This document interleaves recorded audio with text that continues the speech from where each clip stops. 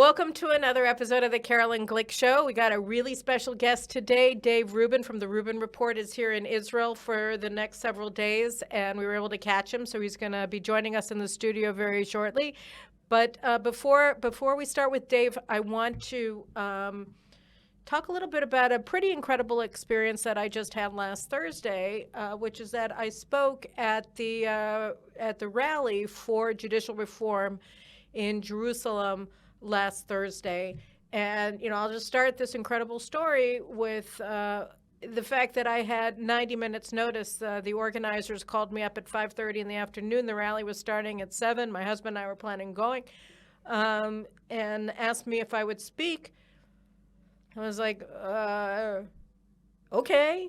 And so I had to get the kids organized, dinner organized, write a speech, and then we had to get to Jerusalem and figure out how to get to the stage. All of it was a misadventure, but it ended up being all's well that ends well. But when I got onto the stage and I'm sitting there with these ministers and Knesset members in the back of the speaker, it was all very surreal. And luckily for me, I was waiting on the stage for, I think, like 40 minutes or something like that before they called me up to the mic.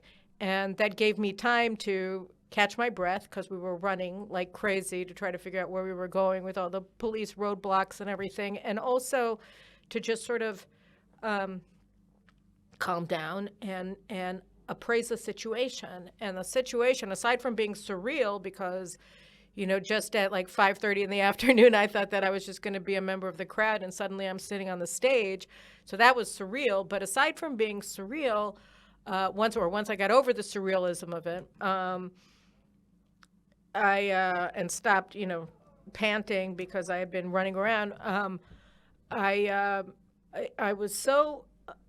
It was so inspiring.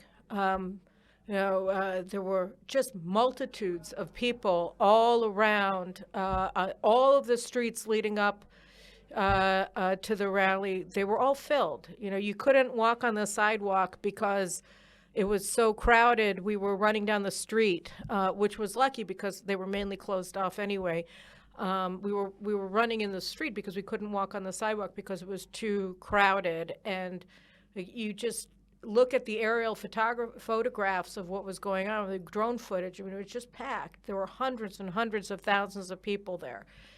And it's true, you can't see a lot with the bright lights looking from the dais, but you could really sense, and as we were walking up or walking back, the incredible determination on people's faces. And it was really quiet, too, which was weird. Like, you didn't hear, like, screams. Everybody was really serious there, and they were from all walks of life, national, religious, Haredi. There were a lot of Haredim there, and a lot of Likudniks, type of people that you don't see a lot at rallies. Usually when the right wing has a rally, it's mainly national religious. There were a lot of Sephardic Jews there, a lot of just sort of traditional Jews, not religious. They were, wearing jeans. I was wearing jeans. Thought I'd do the the professional, what is it called, a community organizer look or whatever for a change. But you look at the people, and it was really extraordinary how they came from all different walks of life, all different backgrounds, and they're all there and just incredibly determined that everybody just wanted to protect Israel as a democracy, as a Jewish state, and make sure that elections have meaning in Israel. We have these gatekeepers, and they're proud of themselves that they're gatekeepers. They call themselves gatekeepers, and what does that really mean? They all go to sleep if the left wins an election or forms a government, and you don't hear from them. We didn't hear anything from the Attorney General. We didn't hear anything from retired generals or sitting generals insisting that the government doesn't have a right to do this or that. In the last government, which was the most radical government anybody has ever seen. Everybody was fine that 4 days before the election, Yair Lapid, without any authority and against specific constitutional provisions of basic laws in Israel, gave Lebanon, which is controlled by Hezbollah, which is controlled by Iran, Israel's territorial waters, its economic waters, and a very large natural gas deposit in the Eastern Mediterranean with no Knesset vote, with no Knesset discussion. I mean, this was totally illegal, and the Supreme Court was fine with that. And then the minute that Netanyahu comes in, he can't move a paperclip from the left side of his desk to the right side of his desk because the Attorney General says that it isn't acceptable, or the Supreme Court says that Aryeh Deri isn't allowed to serve as a minister because it's unreasonable.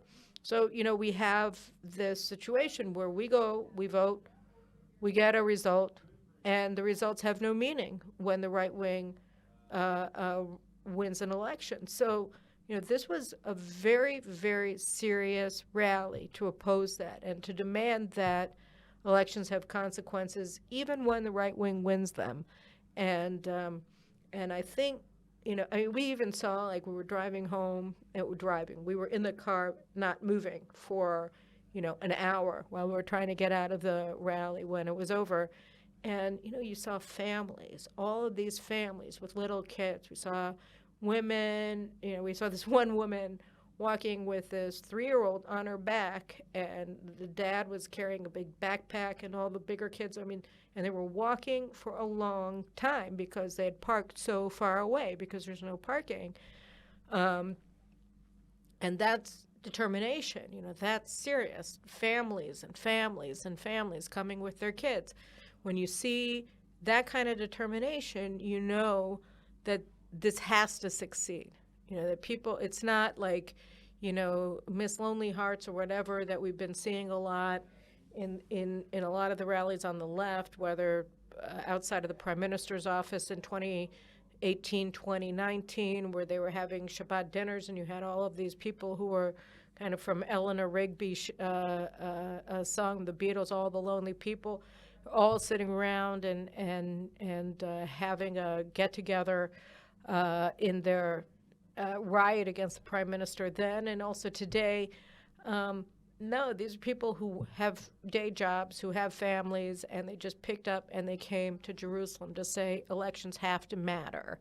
They have to matter. Democracy has to matter. Democracy is not about gatekeepers. Gatekeepers are anti-democratic. They're undemocratic. They're saying that the will of the people will not be heard and it will not matter. We're saying we want the people that are our elected leaders to lead the country. That's the whole purpose. And I think that when you see that kind of determination, when you see the force of the crowd, it's hard to imagine that this won't have an impact. The organizers said, and just from the feel that you got there of the massiveness of the number of people who came to Jerusalem last Thursday, who showed up, they were saying 600,000, 700,000. And I think, based on the past experience when Rabbi Ovadia Yosef, the spiritual leader of Shas, the former chief rabbi, Sephardic rabbi of Israel, when he passed away in 2014, I think it was, that 750,000 people came to his funeral.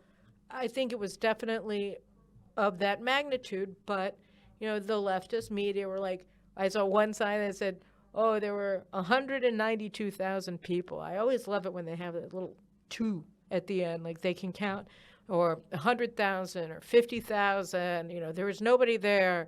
It was like nobody showed up. It was a little protest or whatever, and they're making up all of these numbers that don't seem to correspond to reality in any way, but they tried to make it sound like there were fewer people in the crowd. They found a bunch of people who they said were they were walking on posters of the Supreme Court president or the Attorney General. I don't know. I didn't see any evidence of that. It's hard to imagine. And the idea really is to demonize hundreds of thousands of people who showed up by saying that there were these people on the margins who were stepping on the pictures of the president of the Supreme Court.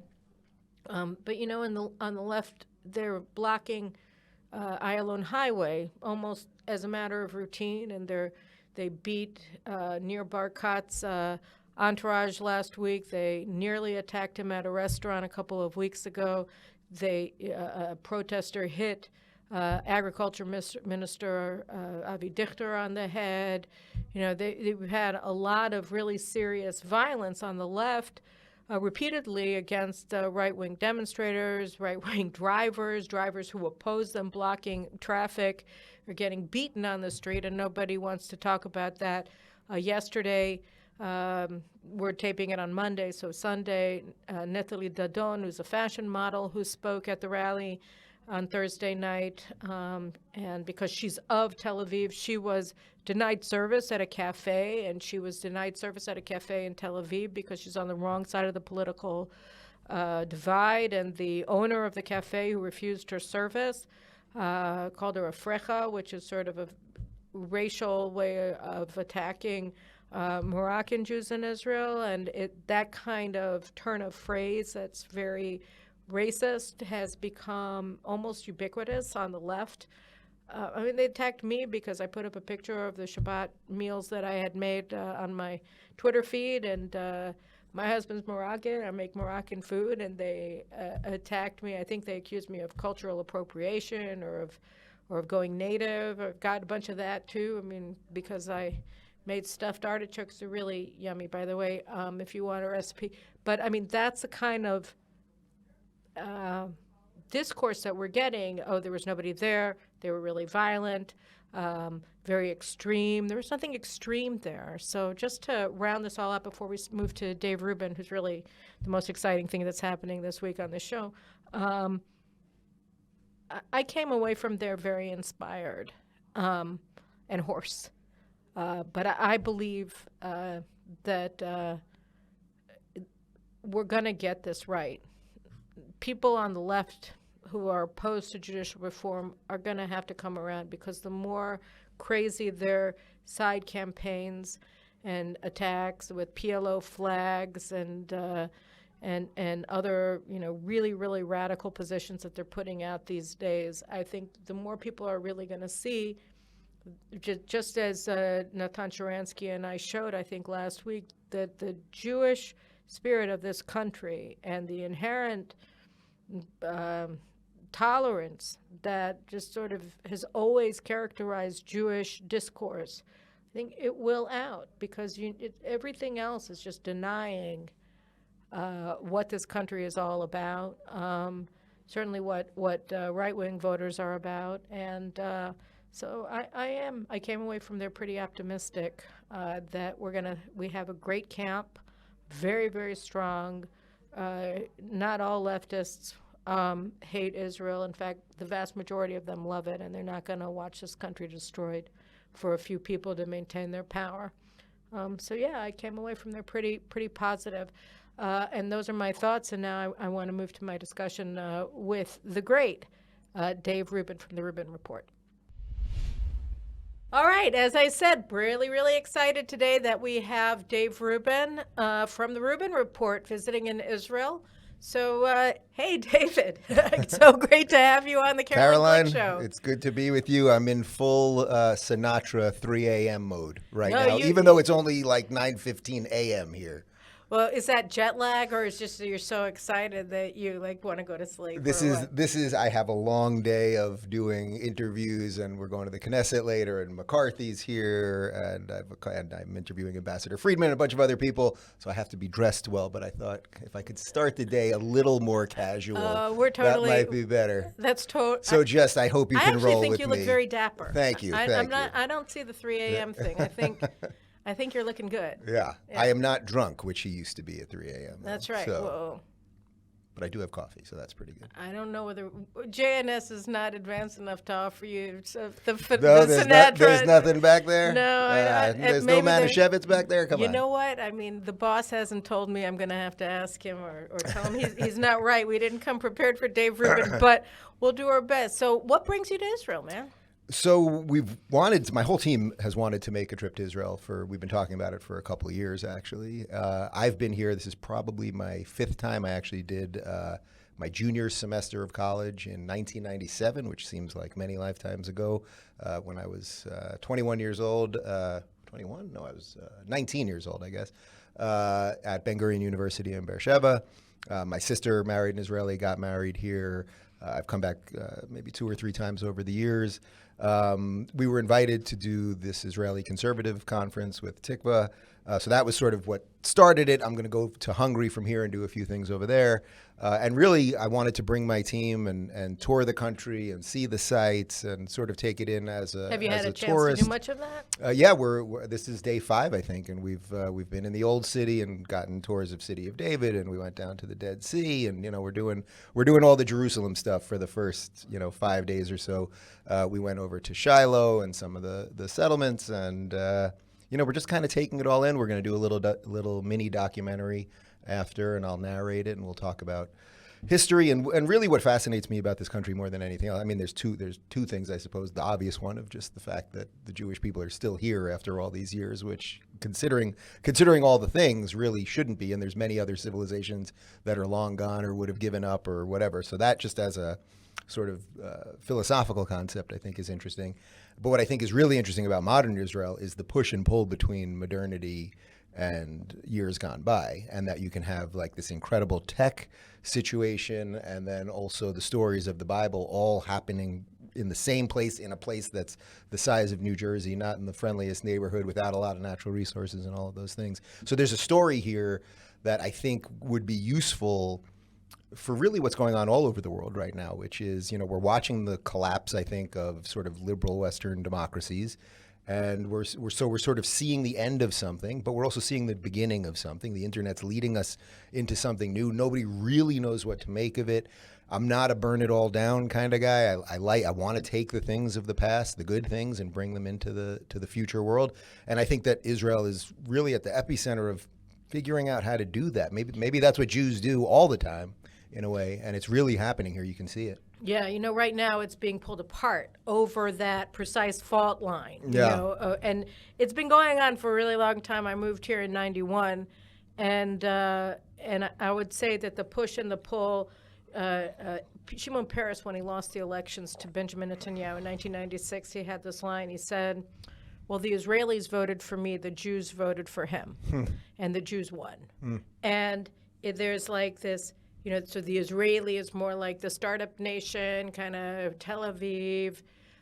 We want to be part of that global order. And the Jews are like, we want to be in Shiloh. We want to be in Shiloh. This is where the tabernacle was. We're here because of Shiloh. We're here because of Jerusalem. And that's what Perez said, who was more left of Bibi at the time. So no, he said that the Jews voted for Bibi and the Israelis voted for him. So that the Startup Nation guys voted for him. Okay, the proto-Startup Nation in '96, that were the peace guys, and then they became the Startup Nation. Got it. I think I heard it backwards. Right. Okay. Right. So he was saying that, and now in the streets of Israel we're seeing protest, counter-protest, who's democratic, who's not, what is democracy, and so that's all the stuff playing out in America, too. So how do you look at that? I mean, you've been seeing, I guess, in America, Biden won't meet with Netanyahu because of that push and pull, in a way. What is democracy? Who is democratic? Can you be democratic and Jewish? Can you not be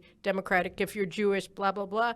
How does it look to you in Florida, in America? Yeah, well, I don't know if that's why Biden's refusing to meet with Bibi. I think that's more just we can talk about that in a second. Yeah, that's more just, I think, the general state of the radicalness of the Democrat Party more than anything else. I don't think Biden is really thinking about... Well, let's move to that in a minute, but how does the whole push and pull of the struggle that we're really suffering through in Israel, how does it play out? Yeah, it was interesting because I mentioned to you at dinner last night, it's not being talked about that much in America. One thing that I think is really hurting America terribly, well, it goes without saying, I suppose, the corporate media is horrific. I mean, to say they're horrific, ours too. Like, it could not be worse. These people cannot say anything true if their life depended on it. If you open up the New York Times, pretend that the word "not" is at the beginning of every sentence, and you would be far closer to the truth than anything that the New York Times is putting out there. And I mean that with CNN, Washington Post. Everything is anonymously sourced. They they launder the lies basically through anonymous leaks, and then they write the story. The story then gets put, across the web, and it's just an endless awful, evil, lying machine. One of the things I say all the time is, we don't expect, I don't think Americans expect, and I certainly don't think Israelis expect, a really great mainstream media. We really don't. We would accept very little and be okay with it. But they are unbelievably horrible. So I mentioned that related to your question because we're not really talking about it in America. There was maybe 2 days at the height of the protests. So here it was probably about 3 weeks ago, at the real height of the protests, where there was a little bit of coverage on CNN. There's been some stuff in the New York Times and that sort of thing. But it's not something that the average American is talking about at all. Even on my show, I really only talked about it once or twice. But I also knew I was coming here and I wanted to kind of see it firsthand. And, when I got here on, I think it was Thursday morning, Governor DeSantis, and I am a Floridian now, the other promised land as I call it, right. He was here and one of the Israeli press members asked him about it. And he gave the right answer as a politician, which was, Israel's a vibrant democracy. There are going to be people protesting on both sides and figuring out what the country is and what the laws are and what the nation stands for. And it's not for every political leader on the outside world to impose their view. That's not in line with, I think, what the Biden administration would love to do, because obviously some degree of the iciness has to do with they're not happy with Bibi's position on the judicial reform situation, but they're not happy with Bibi's position on anything. I mean, he believes in his country. He believes in independence. And unfortunately, this administration is not interested in that. They want people that will just follow them. So you don't think that Americans really are not clued into the stuff that we're scope locked on? No, not really. I think unfortunately there's nothing other. We have culture wars and we have insider politics. So we have now 2024 politics rolling in. So it's all about Trump bashing DeSantis or whatever nonsense is related to that. And then kind of like a little bit of, the jockeying between Biden breaking down mentally and my God, how are they going to get rid of Kamala? Because everyone knows, she's not the brightest. So there's a lot of that. And then I would say there's general culture war stuff. So it's, where are the drag queens today and that kind of thing. But there's very little. I don't, and in some respects, I would say that's probably good for Israel. Like, I think it's better for Israel in general when people aren't talking or thinking about Israel. Just go about your business, So let's just walk away from the headlines a little bit, because you're right. I mean, I think it was Lee Smith who said it to me the first time. It's like there's a difference. They used to be biased. Now they're mobilized, right? I mean, that's the big, that's an excellent framing, the big difference. So we were used to the bias. We can figure it out. But when they're completely mobilized, it's the same thing here, unfortunately. Yeah. And in a big way. And it's quite devastating, which is why we have JNS, for instance. Yeah. But so just for you, I mean, you come from the progressive left, I guess, or maybe it wasn't so progressive when you were on the left. It wasn't completely bananas, but I was part of that, and I was on the Young Turks Network, which is a far left network. So yeah, I come from that thing. But Israel was always sort of it was kind of a wedge issue for you from the beginning, wasn't it? So can you talk a little bit about that? Yeah, well, it's interesting. So just quick bio on me. I was born in Brooklyn in 1976. My bris actually was on July 4th, 1976, the bicentennial of America. And so there's something very powerful there, I suppose. But I grew up in a New York, Long Island Jewish household that was liberal in the sense of the liberals that you grew up around and that most sane people grew up around. JFK liberals, Ed Koch liberals, Daniel Patrick Moynihan liberals. These were people who believed in free speech, who believed in civil liberties, who many of them, I mean, how many Jews were basically leading the ACLU as they were allowing the neo-Nazis to march through Skokie, Illinois. So there was a very strong, good liberal tradition. And I think most Jews, sort of middle, let's say conservative or something in the middle Jews, the second religion was the Democrat Party. Right. And I think the reason that so many Jews are completely bamboozled right now is they cannot believe what has happened to the Democrat Party. The idea that they could be Republicans is so beyond, it was so ingrained in them that the Republicans are somehow evil. I mean, you got to give the Democrats or the progressives and the radicals a lot of credit here. They have so scared half the country from thinking that freedom and liberty and independence. When you oh yeah, it was extremely hard. My journey of getting out of the left, and there were a couple seminal moments in that. The most famous one is an interview I did with Larry Elder, who's a conservative. He happens to be black. I always say he happens to be black because it's not his defining principle, his skin color. And I was a lefty, and we were talking about systemic racism, and we got into it, and he just kind of bludgeoned me with facts, and you can sort of see me realizing I it in watched real, it last yeah. night. So you I can saw see it, those- yeah. You can see it happening in motor. real time, and you know the part that you can't see on that video because it's now been seen 300 million times. Wow. I'm not sure the coffee kicked in yet. You're doing Thank you. Is that when at that time I wasn't fully independent yet. I was on Aura TV, which was Larry King's digital network. We had a big staff inside, and when the interview ended, I walked into the control room, and I had like 2 or 3 producers that came up to me and immediately said, "Dave, you know, don't worry, we'll edit that out because it wasn't live. It wasn't aired live. It was live to tape." And you know, sometimes you have those moments in life where you do the right thing and you're not even sure why. And I immediately said, no, if I'm an interviewer, then I can't take out the one real What's part amazing of the is that interview. they said, we'll take it out. Like it was it taken was for default. granted. Yeah. You know. Well, in their, I suppose in their minds, they were trying to protect me, which is, you know, at some level what a producer's, you know, supposed to do. But I left it in, and then within 2 days, I saw what the reaction was, and a lot of people suddenly were saying, "Wow, you know, Dave kind of listened. Let's see where that journey goes." And then from there, I started talking to Ben Shapiro. I started talking to Dennis Prager. I started talking to Jordan Peterson. I mean, I can go on with the list of names. And I found, generally speaking, it's not even conservatives because Jordan's not even a traditional conservative. I would say he's more of a classical liberal, which is what most Democrats used to be. That there was sort of a place for government, and they didn't, you know, they were sort of more socially liberal, I'd say. But I started talking to these people, and I found them to be more pleasant and generous of spirit and kind, and they also had thought through a lot of the issues. I think what's happened to a lot of liberals, and I think to a certain extent a lot of secular Jews in America, is that it's been like pretty good. It's really been pretty good for 50 years or something like that. And in some cases it's been extraordinarily good. I mean, Jews have been an unbelievable success in America. And that success has led them to not, and a lot of people beyond Jews, the success of America has led a lot of people to have such a cozy life that they haven't really thought through any of the issues. And I think that this is a problem that liberals suffer from way more than conservatives. Conservatives, generally speaking, if you ask conservative, what do they believe and why do they believe it? Usually they can figure out a couple things. But I just wanted to bear down for a second on the, because I was reading, you know, when I was preparing for this, I was reading about how you were saying that, you know, for you it just sort of was intuitive that of course anti-Zionism is anti-Semitism, and yet, you know, so you're on the progressive left, you're on the Young Turks network, and they're pretty anti-Israel. So. No, radically and ridiculously. Okay, I mean, you know, at that time, I don't know whether you realized how radical and ridiculous it was, but did you feel uncomfortable? I mean, there's a video that people can find. It's about a 2-hour live stream where it was, I think, the summer of 2014 during the Gaza war, and I was debating, I think, 5 people on camera. 2 of them were my bosses. They brought in another guy off camera. And none of them had any idea what they were talking about. They had no idea about the history. They had no idea about the partition plan or, you know, that. And you knew. And I knew all of these things, and I knew the history.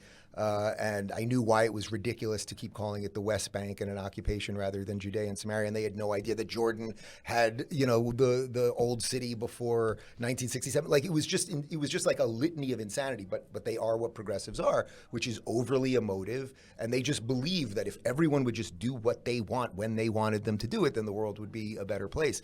So you can watch that video, and in it, it's 2-hour, and it's just nonsense. And interestingly, afterwards, except for the main guy, whose name need not even be worth mentioning, virtually everyone that I was on camera with came up to me after basically saying that they didn't know what they were talking about. But it's just like the progressive position. Israel is the occupiers, their power, you have to fight against power. Like there was no principle to it, no knowledge of history or anything.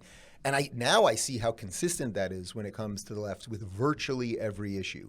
It has nothing to do with reality, or it has nothing to do with the human condition or history or philosophy. It has to do with how you feel about a given something and how quickly you can make everyone else feel the same way. I actually think it's more herd mentality almost, or like this organization that everybody has to be a part of. Because I was talking about it last night with my husband after I came home from dinner with you, and I was saying, you know, it's so, and watched your sort of come to Jesus moment with Larry Elder, right? I mean, not Jesus, but you know, come to Moses. Yeah.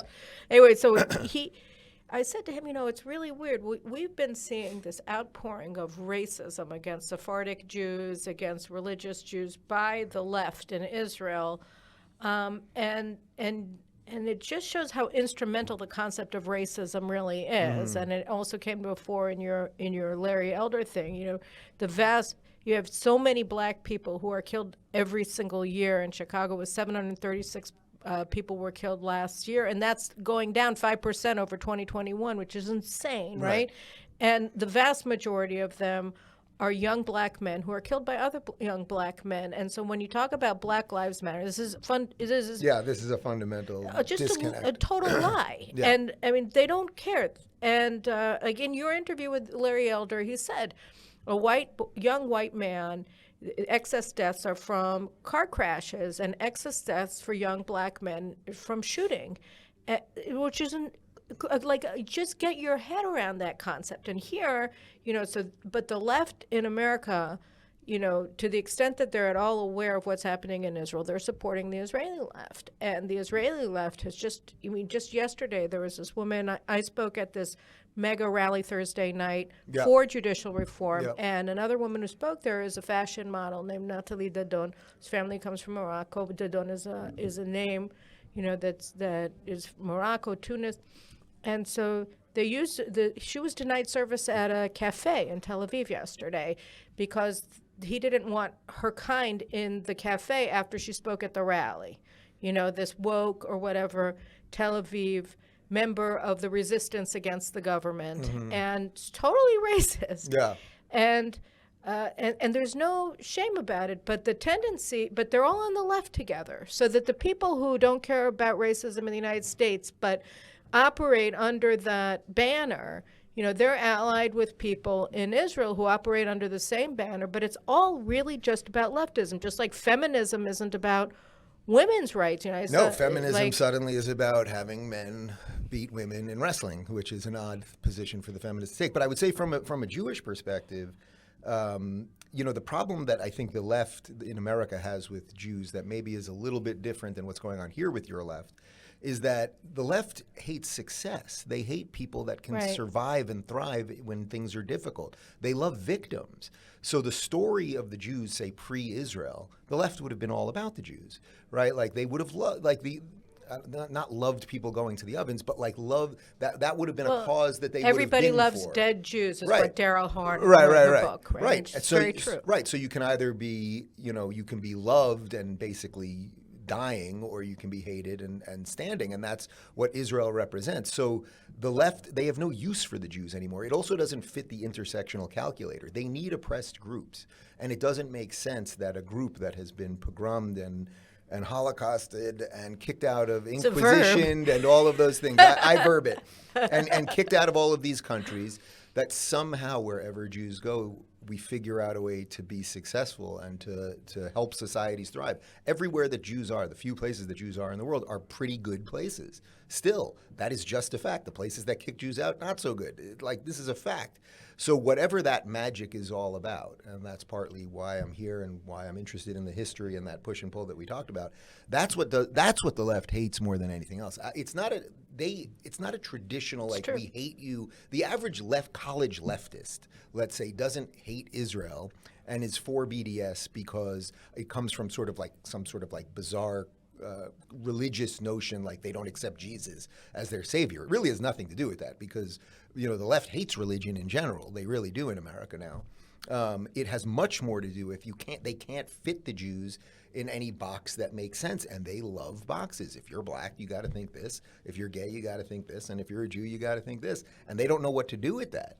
But again, I think being a problem for that system rather than just a piece of the system is probably much better for us. So for you, I mean, a lot of Jews who grew up in a liberal household, Jewish liberal household. So I'm just thinking about my neighborhood in Chicago, which is a bastion of the left, and they just became woke. I mean, I was looking recently. I found myself checking out the Facebook pages of a lot of the people who graduated from this Jewish day school with me in Chicago, and so many of them had anti-Zionist stuff on their banners. I thought you were going to say most of them are no longer the same gender, which is probable too. No, actually, I didn't notice that, but we're older.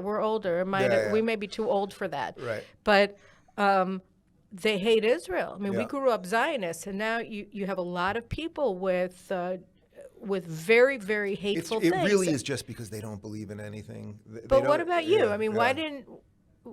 why did that not resonate with you when you were on the left? I mean, there was some of it I think was probably built in. I mean, my family in terms of religion was conservative, so we went to a conservative temple. We did Shabbat every Friday night. Like my parents were very involved in that. Again, I went to Israel when I was in college. My sister married an Israeli who I ended up starting my company Locals Right. with. So I've always had an affinity for this country. The guy who built my house by coincidence in LA was an Israeli, half Moroccan, half Iraqi, and really welcomed me into that community. So even in LA, which has the worst of sort of like, lefty Jew, woke, whatever, in LA, I liked hanging out with Israelis mostly. They're zest for life, and like they were sane, and politically got it, and all of those things. So I guess I had some built-in pieces to defend myself from that. I also, I'm a realist, I think, in a way, and I don't think I can be caught up in just sort of, wokeness. It's not real. It is this imagined, it's not fun or good or spiritually worthwhile to be a victim all the time. It's miserable. I've had a lot of struggles in my life. Personal struggles, financial struggles, all sorts of things. And I think the thing that I'm most proud of is that I've conquered those things for the most part. They're not all fully conquered always, and the demons of your past can always magically reappear. But I mean, I've gone through things, and I've built things and done good things, and I've been rewarded for that as well, because I didn't just sit there and say that I'm a victim. And again, that's so connected to the Jewish story, I think. I've had so many conversations about this, just like in the last 3 or 4 days. I don't know why, but it's Tzipi Livni, who was our foreign minister. Mm-hmm. So she had this concept that she didn't want to talk about Zionism anymore because it was not in, right? And so around 2006 or so, she and the consul general at the time in New York decided that what they wanted to do was hire a bunch of PR companies to rebrand Israel. So we weren't going to talk about Zionism anymore. We were going to talk about victimhood, because that was the way to latch onto the PC thing, where if you're a victim, you're good, and if you're not a victim, then you're bad. So they started this whole we suffer from terrorism, we're victims, we're this, we're that, and it totally flopped. And we're gay friendly, but then everybody accused us of pink washing, right? I mean, we couldn't do we couldn't be progressive. Which again, they would only do with Israel, only with Israel. These idiots. Gays for Palestine is very different than Palestine for gays. Well, there is none. The other side doesn't exist. Precisely. So, but that has been this concept that we want to be victims too. Let's show, let's make the Holocaust now the genesis, sort of, or the defining the moment core of a Jewish identity in America. And that's also not working out so good. I mean, there is this desire to put aside our achievements and. I just want nothing to do with it. It's as simple as that. And I suppose that, I've spent these first 4 days here in Jerusalem. I'm going to spend another week now in Tel Aviv, and then sort of bouncing around that area. And I'll get to see the juxtaposition of the two major cities in Israel, and politically what's going on, and culturally and everything else. I have to say, even though I'm largely secular in my own life, it has been extremely refreshing being in Jerusalem, and I did a Shabbat with an Orthodox family when it was absolutely wonderful, and I took my entire team, who are all non-Jewish, and everybody absolutely loved it. And to see the hustle and bustle of the shuk before Shabbat, and that there's a cultural affinity that's tying people together. I mean, Israel's still, even if that's fraying to a degree, and the sort of secular and religious thing, it's been a problem always here in essence, really. When I was here in 97, that was when it was Bibi's first term back then. So I was here for 6 months. There was not one terrorist incident. It was incredibly safe. And that was when I think a certain degree of the religious secular stuff was popping up, because suddenly people felt safer, so now they could focus on their, That's their exactly internal right. problems, When right? we're not being attacked from outside. We eat each other. Right. So look. I hate to tell you, but there will be further attacks from the outside, and maybe that'll bring the country together again. And there's again that's another type of push and pull that always will happen here. How about American Jews? Yeah. Where do you see? I mean, we look at them and we're like, oh my. How do we help them? Can we? What should we? Do they want us? Like, do they really hate? Like, what about is the anti-Semitism that's rising a lot in the United States? Do you see? Are you connected? I'm pretty sure that if I was an Israeli, if I moved here tomorrow, that you I should. would be, by the way, you'd be welcome. Well, I'm in the free state of Florida, but which, you could broadcast here at our fine studio. I appreciate that, and it's very possible. Once if the thing is, Florida will be the last state to go down, so I will fight for Florida as long as humanly possible, and then we'll see what happens after that. But look, I started in Cali, so I've already made it 3,000 miles, and then it's only another 10,000 miles, something. 5,000. 5,000? Is it 5,000 across the? About 5,000. Okay. I think if I was an Israeli and watching what was going on with America and Jews and whatever, I think I would mostly think, well, the best thing we can do is just fight for our country and our beliefs the best way that we can, and model a pride in history and all of those things, a pride in history and the present that maybe will be attractive to some of those people. People sometimes find a way back, and I think a lot of, it might be possible that we've lost just an entire generation of liberal Jews. It's a failure of liberalism, which is very depressing. My first book was a full defense of classical liberalism. It was, I think I was the guy. Nobody was even saying the phrase classical liberalism in America for 30 years, and then I really started going out there trying to make the distinction between progressivism and liberalism. I don't really describe myself as a liberal anymore because it's not, the words and the language is so mucked up at this point that it just doesn't work for anybody. So what I always say to people is I'm sort of like a wide tent conservative, or some people call it a small c conservative, something like that. I'm really a freedom conservative. What's happening in Florida, that is well, first off, I think that's the blueprint for a successful America. It might be a blueprint for a successful Israel as well. But I don't think there's anything for Israel or Israelis to do that will somehow fix what's going on with American Jews. I think that the best that you can do is do the best that you can here, and then hopefully some of them will start seeing it. Maybe you can, there's always people, offering trips to Israel for young people, so you could keep doing that. But so try to connect them in some way on that front. But I don't think it's about just sort of outreach programs or nonprofits or those things. I just don't think it works anymore. I think it was a time. There might be better ways to leverage social media or that sort of thing, but I think it's really the thing is, at the end of the day, people really do like success. So when people see that Jews are thriving despite all those things, for a certain set of people, it turns into anti-Semitism or something, because it's damn, they shouldn't be able to do that, and I'm jealous of it. That really is what it is. The whole Kanye thing, he really was just saying, I'm jealous of Jews. I know. That's all he was saying. I'm jealous of Jews. He basically did say it. I'm pretty sure he said, I'm jealous of them.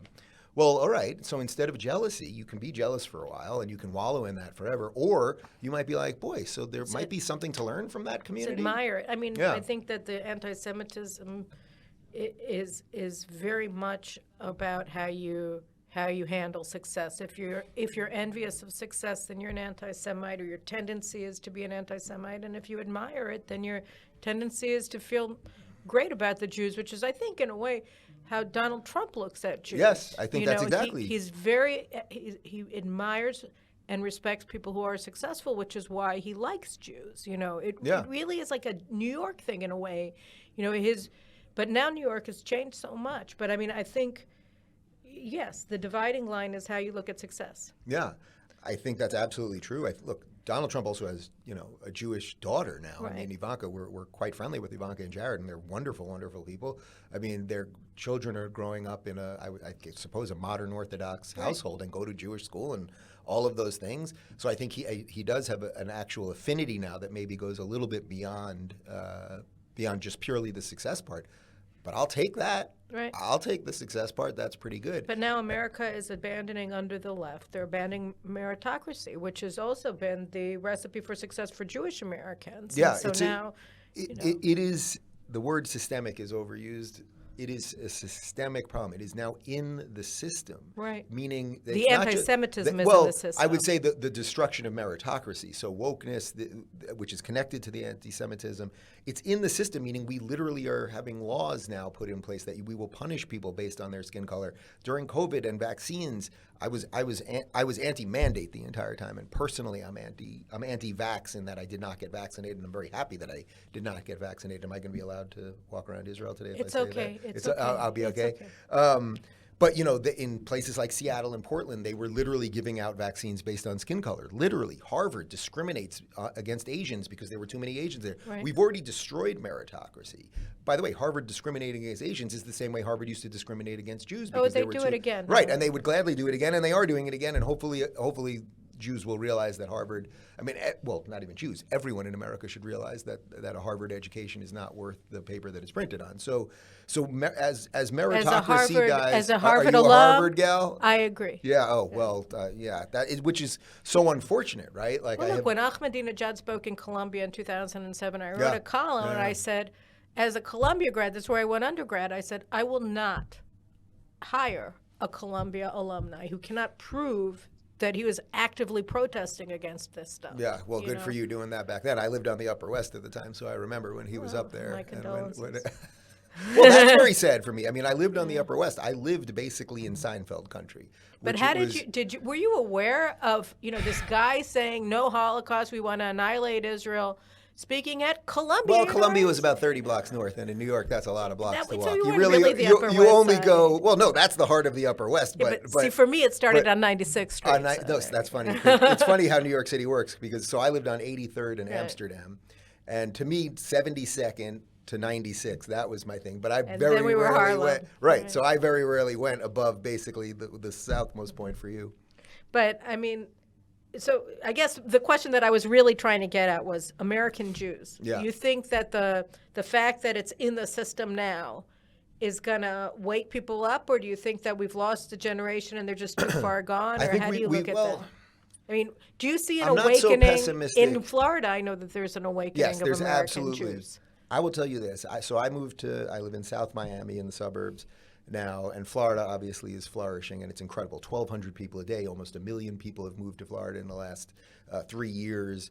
DeSantis is just one thing after another, just doing virtually everything right. I have one or two policy disagreements with him. It's sort of irrelevant. If you want to talk about it, that's fine.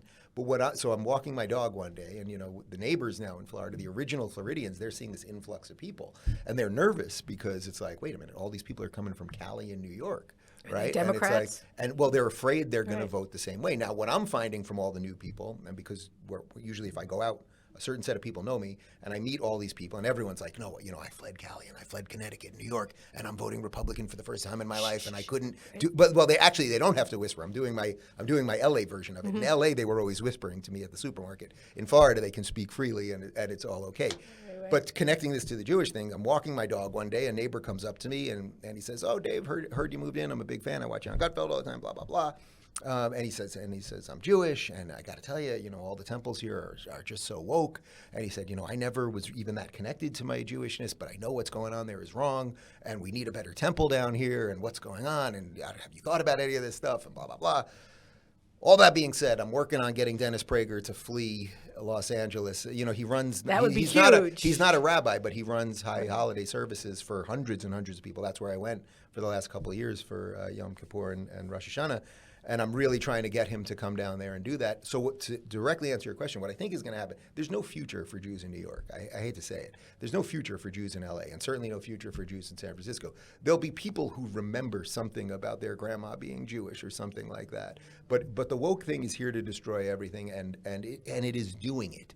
That's the thing. I wrote about this in my last book. You have to. Do you remember the original Alien movie, 1977? I was too scared. Sigourney Weaver. Too scared. It's a great movie. I was too scared to watch. So there's a really powerful scene. So the basics of the movie is the alien gets on the ship, and there's 20 crewmen when the thing starts, and it just systematically is killing everybody. And now there's only like 4 people left, and there's a doctor on the ship, and Sigourney Weaver's the main character, and the doctor on the ship, who you later find out is actually an android, they're talking with Sigourney, and he's telling her in the midst, it's killed everybody on the ship. They know they're all going to die basically, but the doctor admires the alien because he thinks the alien is the perfect creature. It's merciless. It does what it wants to do. Whatever it wants to do, he doesn't admire what it's doing, but he admires its ability gumption. to accomplish what its goals are. And I think that's what we have to look at. We can't just say they're idiots and they're morons and the woke are stupid. No, they're determined. They are unbelievably determined. You look at how much they have destroyed and how quickly they've destroyed it. Now, we could talk about the long march through the institutions, and you probably saw it at Columbia to some degree way before a certain set of people and all of those things. But if you just look at it when it's been hyper fueled on steroids of the last 7 or 8 years, they've destroyed pretty much everything. They really have. The schools, all of the big tech companies, what Elon's dealing with at Twitter, with activists within the company still trying to take him down. So I think you have to acknowledge that they've destroyed a lot, but they haven't destroyed everything. And I think that the places that will go solidly red, say Florida, Texas, Tennessee, South Dakota, Iowa, like a couple other places, but a few of these places, there aren't many Jews, and a lot of Jews aren't going to move there. But I would say Texas, Florida, for the most part, and a couple other places, that's where Jews in America will be, and that will be it. And then there'll be Israel, and So let's talk. There's just no future. If you're a Jew right now and you live in Los Angeles and you send your kids to public school, they are being brainwashed into oblivion. They are learning the complete reverse of. If they're learning anything about the Middle East, they're learning a complete reversal of history. On top of the fact on top of the fact of that they will be taught to hate themselves over their traditions and all of those things. So there's just no future there. You can pretend there is, and you might be able to survive. I don't think it's that they're gonna. I don't think we're going to Nazi Germany level situation. But when there was a year and a half ago in the spring when there was a Gaza war here, and then it started flaring up in L.A. and in some other places. Oh, you're talking about in 21. In 21, yeah. Mm-hmm. Jews didn't feel safe in Los Angeles. I was in Los Angeles. That was actually, even though I didn't move for another 8 months, because I did fight hard for the recall and I campaigned with Larry Elder, what a beautiful ending to that story, or at least full circle with that story of Larry Elder. He wakes me up 7 years before. Next thing you know, I'm campaigning with the guy in California. But that, in May, I think it was, of 21, that's when I first was like, I want out of here. I just realized officially there was no future there. Then with the recall, it sort of gave me 5-month cushion to just fight for something. 3 days after the recall, I was actually audited by the state. That was the day that I put my house for sale, because they also love political retribution. So, right. No, it's so when you're looking at the situation, Israel, American Jews, and I mean, you just sort of say, Israel, you do your thing, and the more you do your thing, the more helpful you'll be. You don't try to fix everything. Don't try to convince these people that you're victims like they want to be. No, success. First off, it just at a huge. What would I if I was looking at each nation as a friend?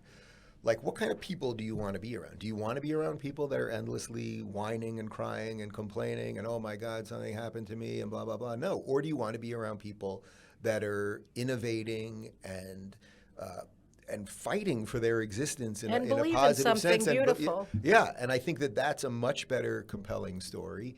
And I can tell you that having built locals with my brother-in-law Asaf, who, when he first came to America 12 years ago or so, he spoke English, but he still has a very thick Israeli accent, but his English wasn't great. Now he's an incredible speaker, and I've taken him to all sorts of big events where he speaks in front of hundreds of people, and we've done major we've gone to Silicon Valley. Is he here with you now? He'll be here in a couple days, actually. You'll meet him on Thursday.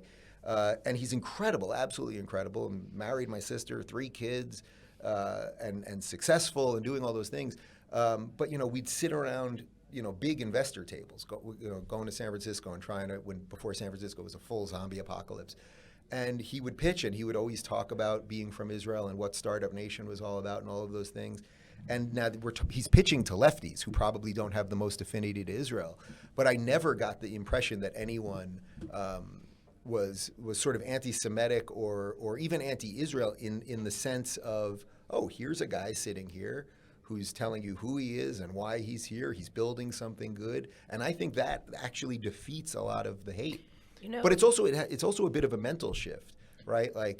2 generations after the Holocaust, that we all have to have a mental shift, that can't be the defining We had another thing that I was thinking about when you were talking at dinner last night was that you're talking sort of about the balkanization of the United States, that you're going to have the red U.S. and you're going to have the blue U.S. And the blue U.S., they may be in charge for a long time, and they can do a lot of things that are harmful to the red U.S. Yeah. But in general, I mean, it just means that the United States is going down. It's basically, I mean, no matter what, a balkanized America is not. It's not the America that we've known. No, it's not the America that we've known, but it's actually perhaps more in line with the America that the founders intended. The founders intended, the Federalist system was intended that virtually everything that would go on in your day-to-day life would be dealt with by the states. That was really the whole idea. The federal government has become way too big, way too powerful. I think you're right that the blue states will never stop. I mean, the problem with going back to a fully federalist society, they are relentless. So let's say literally tomorrow, Florida and Texas and Tennessee were like, all right, we're getting out, we're seceding from the union, like that's it, we're separatists, we're going. Now, that's not what I want. I want the idea of the United States of America, but the problem with even that concept, if it went that far, and by the way, there's a movement for that in Texas right now, the blue states will never stop. They will always be encroaching. They will want the resources and the money and whatever else that they can get off the red states.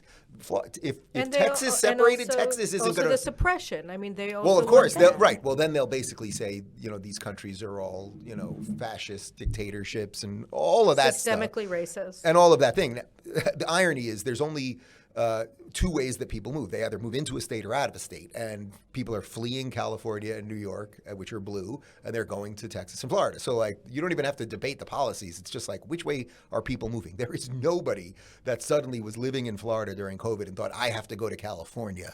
Literally nobody. The most COVID-crazed lunatic didn't do that, right? You just complained about it in Florida, so be it. And no one did anything to you. So I think that'll be a future problem that we're going to have to deal with. That as the migration, it's already happened. New York lost about 400,000 people. I mean, Illinois as well. So, but the New York, Illinois is losing a ton, and it should, by the way. I mean, I did one of my book stops last May in Chicago, and it's an absolute dump. And I felt far safer walking around in Judea and Samaria, and far safer walking around, and certainly in Jerusalem, in the Arab quarter than I felt definitely in San Francisco and definitely in Chicago. That's just simply a fact. It's just true. But the states are just going to kind of do the 400,000 in New York. So 400,000 people flee New York. Most of them ended up in Florida. Lee Zeldin lost by about 450,000 votes. Well, now we know it's not that every single one of those people was Republican, but let's say 300,000 were, and then some of them were kids and whatever else. The point is, the red have just gotten redder and the blue have just gotten bluer. There's nothing that's going to change that anytime soon. And if you look at Chicago, it's like you went from Lori Lightfoot, who was a complete leftist maniac who destroyed the city, and now you have an even worse person. And by the way, that's what they're doing in San Francisco. That's exactly what just happened in LA. They got rid of Eric Garcetti, who was a progressive nutbag, bowing on his knees to BLM, and they got this it's Karen Bass or something, who's even worse. So it's just not going to stop, and I think we just sort of have to accept that. So just one last question for you, because you have to go to your next stop, is DeSantis. So both of us were at his event Thursday morning, and he was very impressive. But he's being bashed by Trump. How do you see that competition between those two playing out for a Republican presidential nomination, assuming, as everybody does, that DeSantis is going to be announcing soon? I don't have any information that anyone else doesn't have, but there's no reason to think that it's not going to happen. So let's just go on the assumption that he's getting in. Look, I voted for Trump. I've interviewed Trump. I like Trump. I'm friendly with the kids. I like the family. His behavior in the last month with DeSantis has been absolutely insane and ridiculous. Now, I get it. He's a fighter and he wants to throw everything. His level of lies related to DeSantis and related to Florida have been so off the charts, considering that he lives in Florida. His kids, 2 of his kids moved to Florida during COVID. All of his grandchildren live there. He knows that Florida is basically the freest place on the face of the planet. And he's bashing Florida. He's calling DeSantis a rhino and a globalist. If DeSantis is a rhino and a globalist, then virtually every sane person is a rhino and a globalist, because DeSantis is doing everything that every conservative would have ever wanted. There is nothing he hasn't set out to do and done. He literally is just doing the dominoes of accomplishing things. Trump knows he's the one guy that can beat him. I've never seen Trump's attacks been so erratic and crazy, and they're not working. And I did a debate about this a couple weeks ago in front of a couple hundred people with Rudy Giuliani, and Rudy sort of admitted it to me, even that the attacks aren't working. To call, it's one, and also the name calling, people are just sick of it. I think people want competency, they want clarity, they want and communication. That's really what they want. And I think if DeSantis can stick to that, if he really can stick to that, hey, I'm not here to be your friend, I'm not here to be your father, I'm here to fix the country. I think there could be a Reagan-esque style resurgence in America, really model what freedom and competency is. But the fact that right now Donald Trump and MSNBC are on the same side, which they are, MSNBC every day ripping DeSantis left and right, and Trump is literally tweeting out MSNBC articles from Joy Reid about DeSantis. I don't know what Trump's usefulness is at this point. He's not going to be president again, and maybe they're at this point he's sort of in it with the lefty media. Like, okay, maybe can we cut some kind of, I don't know that this is exactly right, but it feels something like this, whether literally or figuratively. It's like he's cut a deal with them to basically be like, look, DeSantis is the threat. He's the one that can actually do all the stuff. I know I'm not going to be president again, so I'll just help you take out the threat, and you guys will keep me out of jail or get off my back or something. I know that's nuts. Sounds like Israeli, actually. Sounds like our legal system here. Yeah. But look, also, when you look at the last 10 years and how many conspiracy theories became true 2 weeks later, does that sound that crazy? Otherwise, because there's such an easy solve right now. Imagine if Trump was just like, you know what? I was president. It didn't end up the way I wished it to end out. But here's this guy in Ron DeSantis in the state that I live in. He's doing an incredible job. I'll run the rallies. I'll help the guy. We would have the most unified Republican Party probably in the history of America, possibly. Biden is so weak. The Democrats are so weak. There's such an easy win for Republicans. Trump is going out of his way to say, I will not make it easy for Republicans. So what does that tell you? Well, it could tell you any number of things depending on where you sit, but you're right. Mostly, I think it tells you that he's an egomaniac. He's saying my quest for power and attention is more important than the country. Because if Trump drops out and then makes amends with DeSantis, which he would have to because he's gone so deep on him, and there is a cult-like thing with some of his base. It's like there's such an easy win there. If DeSantis drops out, you're still getting Biden as president or a Democrat. Because a certain amount of people just hate Trump, whether that's warranted or not. We know what the ceiling is on Trump. If we're to believe the election last time, Trump got 75 million. Who is a new Trump voter? Where is it somebody that just now they came around? Oh yes, now I get it. Trump. It's like, no, but DeSantis actually, Elon Musk, lifelong Democrat, said he would vote for DeSantis. Joe Rogan, who is the biggest cultural influence in the United States, said he would vote for DeSantis. These guys did not vote for Trump. Bill Maher, I went on his podcast, I got him to basically admit that if COVID ever came back, he would vote for DeSantis. That is massive. Who can move in America, right? Who electorally can move? It's the people that we've spent a lot of time talking about today. It's the disaffected liberal that could actually say, I'm sort of a new conservative. I'm a freedom-loving, it doesn't mean I'm completely pro-life, and it doesn't mean I hate the gays or whatever they think it means, but it means I believe in America and I believe in freedom and those things. And I think there's so many obvious data points to prove that. And Trump just has to get out of the way, but he's, But is not. No, so maybe he gets sciatica. What's your last thoughts on Israel before you go to the state of Tel Aviv?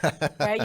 You haven't been to that side. Well, I'm very excited for today because I'm doing a couple interviews and then I'm going to the Knesset, and Kevin McCarthy will be speaking at the Knesset, and I just interviewed him at the Capitol in America, so just a few weeks ago. So that'll be a really nice, I think, connection for me personally and for my audience. But really, I sort of have a working thesis with my producer Phoenix, who you met last night, that we've been talking about this. What are the things that these two countries can help each other with? Mm-hmm. And I think there is something that Israel can help America with, and we're trying to hash it out fully. And it does have a lot to do with some of the things we've talked about here, the push and pull between modernity and history, and what America's struggling because they've turned our melting pot against us. We didn't have what Europe had, which basically it wasn't a melting pot. It became sort of like, oh, you're still this and that, and yeah, it says you're British on your passport, but you're kind of. America really did it. America really did it right, and now they've used that against us. And that may be happening here too with what you described between, let's say, Ashkenazi and Sephardic, or religious and secular and all that. But there's still something here that is allowing it to be connected. And even the most, and this is what I want to find out, I suppose, when I'm in Tel Aviv, because I know plenty of people that are not, they're not yarmulke wearing, that live in Tel Aviv, that are thought of as secular, but they still do the holidays, they still do Shabbat. So there's still something culturally that I think has enough glue to like fix this thing here. Well, I think that was one of the myths that we grew up with in America, which was that the overwhelming majority of Israelis don't care about Judaism. That at the Yom Kippur War, they were all at the beach. This was a total fabrication that was told by I don't know whom. But, you know, the vast majority of Israelis are very Jewish and what you would, you know, call more traditional. They light the candles on Shabbat.